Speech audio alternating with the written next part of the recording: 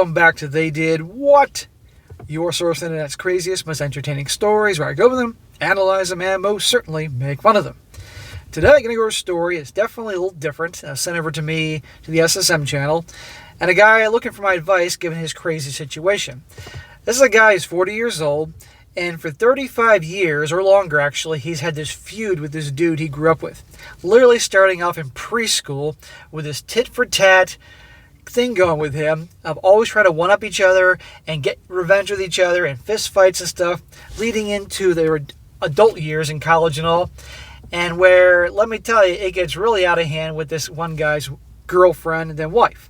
And you're going to see eventually this guy telling the story here definitely takes revenge to a whole new level with what he does with the guy's wife. And although he openly admits that this guy is an a-hole and a villain here, it's definitely an entertaining one to show you guys about what revenge can do, the mess it can be, how it can drag out for decades and all that. And let me tell you, the girl in the story you're going to hear about is most certainly no saint. And it also goes to show you in a story like this just how a guy that a woman perceives as a catch and who also is indifferent to her, it's amazing what she will do to get his attention. It's a classic example that the bad boys have, the chasing of the bad boys validation, and how nice guys can never compete with these guys. You're going to see it here. So if you guys like a good revenge story against, and the guy telling this story, his arch nemesis is a guy named Peter. What they go through and what this guy does to Peter, holy crap. And the story's going to end in a way where he's going to be looking for advice. Now, this is a part one of part two. Big freaking surprise. A lot of these lately because I'm not doing all one story. So this one ends here. Definitely hang around and wait 2 hours because I always won't do it longer than 2 hours for part two where it really gets in with his revenge because holy crap. So this is a good one. Grab your beer. You'll enjoy it. If you're watching this and it's during the workday, well, sneak a beer in the office anyway because you're going to need it after watching this particular story. It says, "Hey SSM. Thanks again for what you do for all the youngsters out there and the blue-pilled nice guys in this world. Your contribution turns this world into a much better place." Well, that's what I'm trying to do, one video at a time, or at the very least entertain you guys. The story I'm writing to you is a bit different than the stories you usually cover. It's from the perspective of the a-hole. Therefore, I have no idea if you can use it in any way. Well, surprise, surprise, I'm going to use it. And it's definitely, it's an interesting one. The story started 35 years ago and is still going on to this day. I could use your info, and if you decide to use it, the audience's advice. I'm aware that I'm a bit of a narcissist and that I am in no way, shape, or form the good guy in this story. Since it's really hard for me to take an honest look at myself, I'd ask you to let those smacks come in without any form of restraint if you decide to use the story. When have I ever restrained the smacks? I'm a non-native speaker with dyslexia. I hope you get through it. The names of this story have been changed.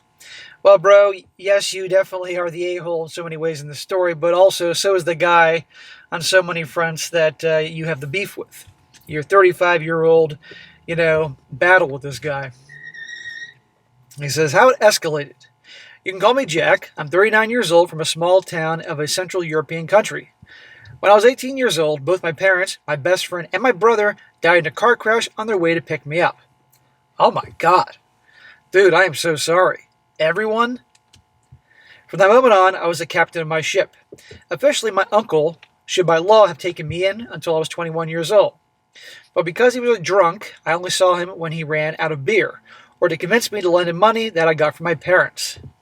With the access to my parents' bank accounts, I decided to buy myself a college education instead of lending it to my uncle. One day during college, this gorgeous gal from the other side of the country became the new girl in class. Let us call her Jenny. What's with Jenny this week? The name Jenny's popping up. You guys are using Jenny as the code name for a lot of these girls this week. Living in the countryside, the city gal had different clothes, a different accent, and she wasn't beaten down by boredom, as of yet. Most likely because I didn't pay much attention to her, she came to sit next to me in one of her classes. Sounds about right. I asked her how she liked treating the people in the cities for the cows in the countryside. She told me that she didn't see any cows yet, and I asked her if she had taken a good look around the classroom. She laughed, and I told her I'd show her the real cows after school. After school, went past the farms and into the forest where we hooked up. So this guy's obviously pretty smooth. He's a player, young guy. He knows what he's doing. Yes, gentlemen, there are guys out there like this. From that moment on, we met twice a week after school. But because I liked her, my nemesis, who I've known since I was a toddler, started to be interested in her as well. After 2 months, Jenny asked me to become exclusive, and I agreed. Looking back on it, I think I would have done it if my nemesis, let's call him Peter, wasn't in the picture. So you have a nemesis as being a little kid. After 2 months of being exclusive with Jenny, I found Peter trying to kiss Jenny in the parking lot and her pulling her head away. Well, Peter deserves an ass whooping. Without him noticing me, I punched him and knocked him out, took her by the arm, and tried to walk away. But she insisted on helping Peter. No. We then had a big argument in which she said that she liked both of us and couldn't choose. Bitch, you're my girlfriend now. You're the one that asked to be exclusive. I don't want to hear this you can't choose crap. As a matter of fact, you know what? There he is on the ground. He's all yours. I'm not doing this. I'm not going to compete for you or some bullshit that you get off on. No. I told her that I would choose for her and walked away. There you go. In the months that followed, Peter was trying to get my attention to show he got the girl. At the same time, Jenny was trying to get my attention by talking to me every opportunity she had. So yeah, they're now an item, but at the end of the day, she's chasing after you. He's her safe guy because you walked away and just been like, done with you. That drove her crazy. After about 1.5 years of Peter and Jenny being together, Jenny told me she made a mistake and asked that I would give her a second chance. No. I told her that she was with Peter and that if she did like me and not him, she would have broken up with Peter already. 2 weeks later, she was single and asked me to be with me again. I declined her proposal and said that she only broke up with Peter thinking she could run straight into my arms. I said if she really wanted me, she would show me that she wanted me and show me her loyalty without us having a relationship yet. You hound. In other words, no, you're going to win me back. I'm not committing to anything, honey. At the same time, Peter started 2 offenses. One, to shower Jenny with presents and attention. Oh, for God's sakes, Peter, that's not going to work. And one against me because I had taken his girl. Flat tires, eggs against my windows, school locker got glued shut, broken glass in front of the door of my shed, stuff stolen out of my garden, etc. But because I needed a security clearance, I couldn't do anything to him, other than calling the police. Which in my country back then meant you would receive a letter in 2 months stating that the investigation was closed due to the lack of evidence. Okay, that's real efficient. So let's review. She pulled this bullshit. I can't choose. You said he's all yours and walked away. And then she got with him, chasing after you. And finally she said she can't live without you. And you said, well, break up with him. And then she did. And you're like, gotta prove it to me. Now he's after you. This feud you've had with this guy. I thought the Hatfields, you guys are going to see the Hatfields and McCoy's got nothing on these two. A couple weeks into Peter's offensive, my best friend's brother, let's call him Richard, who has been my best friend after my best friend died in the car crash, and still my best friend to this day. He was at my house. I told him about Jenny, showed off some pictures, and when he wanted to leave, he had a flat tire as well. I apologized, and while replacing the tire, I told him everything that happened with Jenny, Peter, and about Peter stalking me.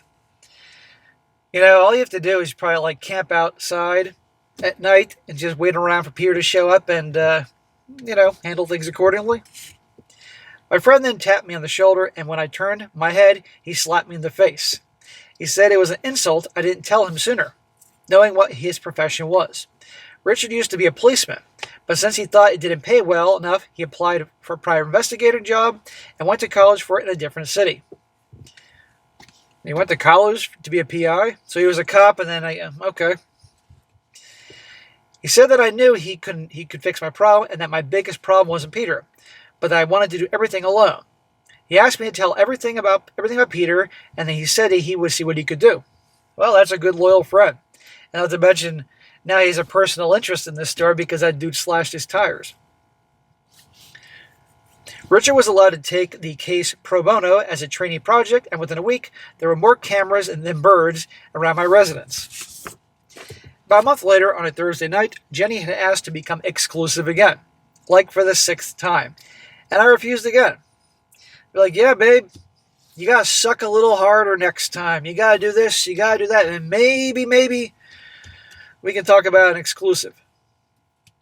She then told me that she thought it was unfair because she knew I slept with other women and that she didn't even kiss anyone else but me after leaving Peter. I told her that it was unfair of her to say she liked Peter and asking me to become exclusive. I want to point out, guys, this guy holds all the cards. He has all the leverage because he could take or leave this broad. But she wants him. So he can have all these crazy demands and take his time, and noticing that's just making her chase him more. Chasing his validation. I also said that I didn't force her to do, not to do anything with anyone else, but that it's me that she wanted. She would be loyal to me. Jenny wanted to start an argument over it, but I told her we would talk on Saturday with our hangovers because we'd be going to the local pub the day after. The day after, I was very late at my job due to my car not working. On my job, I was required to make a certain amount of hours by contract. Everything I got in late, I needed to stay longer, and thus I texted Jenny that I couldn't go out with her that night. That night I got home right about midnight and went to bed. Oh, I'm sure she was pissed that you broke the date. The next morning, I woke up with Richard sitting in my living room. Back then in the rural areas, before the mass immigration, people left their doors open. He showed me a zoomed-in picture of Jenny, who was wasted, and asked if this is the girl, and I showed him and I told him about. I told him it was, and Richard started playing a video file. On the video, it showed Peter getting out of the pub with Jenny, who was practically unable to walk herself, and putting her in his car. At Jenny's house, Peter gets out, walks to the passenger side of the car, and lifts Jenny out of the car. He lays her down on the ground in front of the door, gets the keys out of her purse, opens the door, and lifts her inside where he stays for 2 hours. Until that moment, I told myself Jenny was just a plaything after she told me that she liked both Peter and me. But seeing Peter pulling Jenny out of his car and taking her to her house hurt me. So was this guy following her? I mean, you can only have cameras so many places here. I said to Richard that I wanted to become drunk, but he told me it was a bit early for that, around 9 in the morning. A moment later, he asked for my phone, and I asked him why. He said that if I wanted to become drunk, I shouldn't be able to talk to or run into Jenny or Peter. He told me that he wanted to take me somewhere to take my mind off things, but that we'd go only if I gave him my phone in the house, or it wasn't in his possession. According to Richard, we've had a great night that night. The day after at Richard's place, I kept hugging toilets and only went home late at the night when I didn't feel like dying anymore. When I got back, I checked my phone. Nothing seemed out of the ordinary. Just the smiley emojis and happy text from Jenny asking when she would see me again. That she thought we would talk the day before, and a few missed calls from her. I ignored them, turned my phone off, and went to sleep. I still remember thinking that Jenny wasn't my woman, or Peter's woman, but every man's woman before falling asleep. Well, clearly, you liked her a little bit, or because obviously what you saw in the video footage, or you just simply didn't like her being with Peter, because he's your nemesis. Who knows? In the months that followed, I had school on Mondays and Tuesdays and work from Wednesday till Friday. I pretended Jenny was a ghost. The first Monday, she was confused. The day after, it became sadless and crying, followed by all the girls giving me the stink eye. Then 5 days of love bombing and begging by text to talk to her because she hadn't done anything wrong, and she had no idea why I did this to her. From the second Monday on, it became anger. So, yeah, this guy is definitely playing a lot of mind games with her. But last time I checked, guess who also plays mind games? Women. And she had her chance with this guy. She was playing him in the beginning, the mind game of trying to get this guy and Peter to compete over her. This guy wasn't having it. Now he's having his fun. I got no problem with this. At one point, I was smoking a cigarette outside the school building, and she started shouting that I was an asshole with a small you-know-what who couldn't satisfy anyone. It's amazing that when they run out of options, they gotta start insulting the size of your package, huh? I saw a girl, let's call her Debbie, at which I knew she fancied me, looking at me whilst Jenny did this. Walked up to her, took her phone out of her hands, and punched in my phone number. When I walked away, Jenny walked up to me and bitch slapped me in the face. I looked at her and said, kinky. When I walked away, she jumped back and started to hit me. So I had to throw her off me. Even with over 25 witnesses, I still got punished by the school for physically harming a gal. Fortunately, it didn't have much consequences in the long run. So she walks up to you and smacks you in the face because she sees you with another chick and obviously how you're treating her. And then you obviously shove her off you and you get in trouble. Yeah, okay, that's fair. Now, next part of the story is called Family Ties Leaving Town and Coming Back. He says, from the start of the investigation into Peter's stalking activities, it took almost 3 months to get overwhelming evidence against Peter. Armed with the evidence, I pressed criminal charges for slander and stalking in the second degree. He says, in my country, stalking in the first degree is when the stalker stalks the victim in order to let him or her do something. In the second degree, it's without the intention to use the stalking as an incentive to do something. Peter was arrested the following day. At the police station, they interviewed him, and afterwards he was allowed to go home awaiting the trial. Okay. A couple days later, the doorbell rang. It was Peter's father, who I knew from name and face, so I invited him in. I wouldn't let that guy in my house. As expected, he asked me to drop the charges against Peter, and I asked him if he knew what his son had done. He said he did, and I asked what he thought about his son. It turned out that he only knew about half of it. Well, of course, the dad only knows half the story here, because Peter's the narrator. Peter controls the narrative. After I told him what his son did, he asked me to let him deal with it accordingly. He asked me not to drop the charges for Peter, but for him. He said that Peter was his legacy, and that the charges like these would not only harm Peter, but also his father's legacy. Well, if this guy was the President of the United States, he would just pardon him. Oh, did I just say that? Yeah, I did. Now, the reason I knew Peter's father by name and face is because when I was young, and my uncle was still alive, not the drunken one, he and Peter were always at my uncle's house.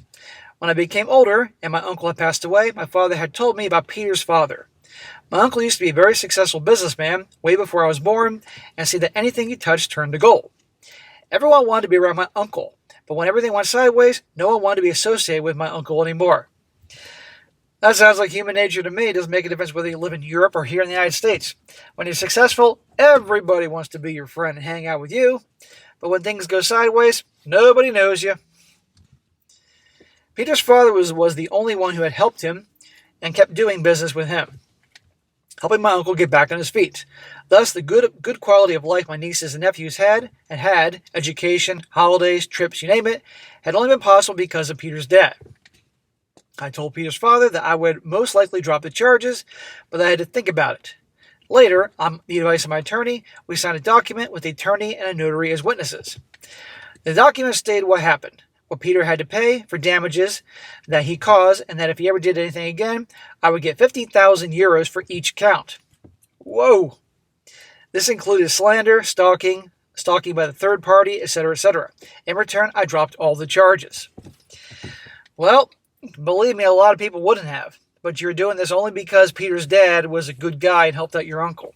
So that was honorable of you. And he made it clear any bullshit happens from Peter again, he's going to pay. See, so far, man, I know you said, you're the big asshole in this story. In my opinion, so far, this is not a big deal. But so far, I know how this is going to go. And gentlemen, believe me, Peter ain't off the hook here. Not by a long shot. During the rest of the college period, Peter and Jenny were together. After I finished college, I had an education in a profession with little amount of work in the region where I lived, whilst being under a contract that stated I wasn't allowed to take assignments under my own license in that area for the next 5 years. So in other words, a non-competition clause, something like that. Therefore, I started my own business mainly in assisting the companies in that industry. Because there wasn't a freeway close to my hometown, I soon decided to set up my own company in the middle of the country. For the next 7 years, I worked an average of 70 hours a week. After these years, my company covered most of the country other than my home region. Well, there you go, right then and there, guys. A guy in his 20s, 70 hours a week with his first business. That's how it works. You got to bust your ass. I decided to hire a protege and go back to a normal 50-hour work week without being in the fast life of the big city. And at the same time, to try to let my company cover my home region as well, since the contract prevented me from doing so had expired over the 2 years before. In my hometown, I bought myself a small farmhouse and rent the land to the farmer living next to me. It took about 3 days before I ran into Jenny at the local supermarket. Here we go, after all these years, guess who he runs into? She said hi whilst being all cheery and smiling. I said hi back, and she started talking straight away. At first, I wanted to just keep walking, looking back, and I wish I did. But curiosity got the better of me. It turned out that Jenny and Peter got married and have 3 daughters. This chick who spent all this time pining over you and trying to get back with you, doing whatever you wanted, eventually she went back to Peter. And now they're married and have kids and all that, but obviously she's still into you. But remember, our guy here, he hasn't had his official payback on Peter yet. Peter was doing all the damage to his property. You remember that, slandering his name, slashing the tires in his car, breaking windows, all this stuff because she broke up with Peter. Well, this guy hasn't forgotten that, and Jenny still has the hot for this guy. Her words said that it's all rainbows and sunshine, but her face said she was more than willing to go with me at that very moment. I thanked her for catching up and continued shopping. And that, guys, is where I'm going to wrap up part 1. And we get to part 2, then you're going to see what this guy does to get his revenge on Peter all those years later. And let me tell you, it's some slimy shit, as you're going to see. But then again, you know, this Peter sounds like a total D-bag, and they've had this feud going on since probably like fucking, preschool or something. So you're going to see how this thing goes down, and you can all debate after the second part whether, how much of a villain this guy is and everything. But no matter what, it's quite entertaining. So I will see you in 2 hours.